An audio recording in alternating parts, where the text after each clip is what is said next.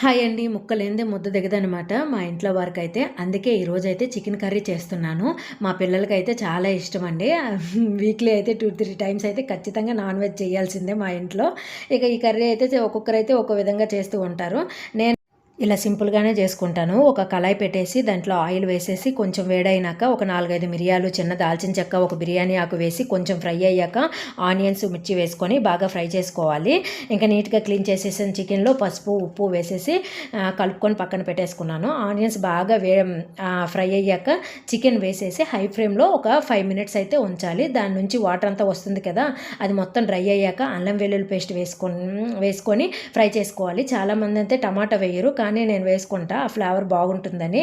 అయితే ఒక టమాటా పేస్ట్ చేసేసి దీంట్లో వేసి కలిపేసి కాసేపు అయితే మూత పెట్టేసి మగ్గనివ్వాలి. దాని తర్వాత కారము, చికెన్ మసాలా, ధనియాల పొడి, గరం మసాలా అన్నీ వేసేసి కలిపి 2 మినిట్స్ బాగా ఫ్రై చేసి వాటర్ అయితే వేసుకోవాలి. వాటర్ అనేది ఎక్కువగా వేసుకోకూడదండి. కర్రీ టేస్ట్ అయితే బాగోదు. ముక్క మునిగినంత వరకు వేసుకోవాలి. ఇక లో 15-20 మినిట్స్ ఉంచితే చికెన్ కర్రీ అనేది రెడీ అయిపోతుంది. కర్రీ అయినాక మా వారికైతే టీ చేసి ఇచ్చాను. ఇంకా నేను కూడా కాఫీ అయితే కలుపుకొని కాసేపు అలా ప్లాంట్స్ దగ్గర కాఫీ తాగి ప్లాంట్స్కి వాటరింగ్ అంతా చేసేసి ఇక ఇంట్లో అంతా క్లీన్ చేసి మధ్యాహ్నం అయితే సామాన్లు కడిగిన ఉంటాయి కదండి, వాటిని కబోర్డ్స్లో అంతా పెట్టేసి ఇంకా కొంచెం సింక్లో సామాన్లు ఉంటే వాటిని అంతా క్లీన్ చేసి పెట్టేశాను. కర్రీ చేసేటప్పుడు నాకైతే ఒక విషయం గుర్తొచ్చిందండి. నా పెళ్ళైన కొత్తలో అయితే నాకైతే అస్సలు వంట చేయడం రాదు. ఇంకా ఒకసారి అయితే చికెన్ కర్రీ ట్రై చేశాను.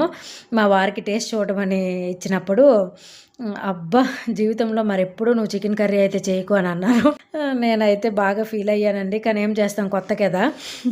ఇంకా అలా అలా కొంచెం కొంచెంగా నేర్చుకుంటూ ఇప్పుడైతే ఎప్పుడు కర్రీ చేసినా సరే చాలా బాగా చేసావు అని చెప్తారు.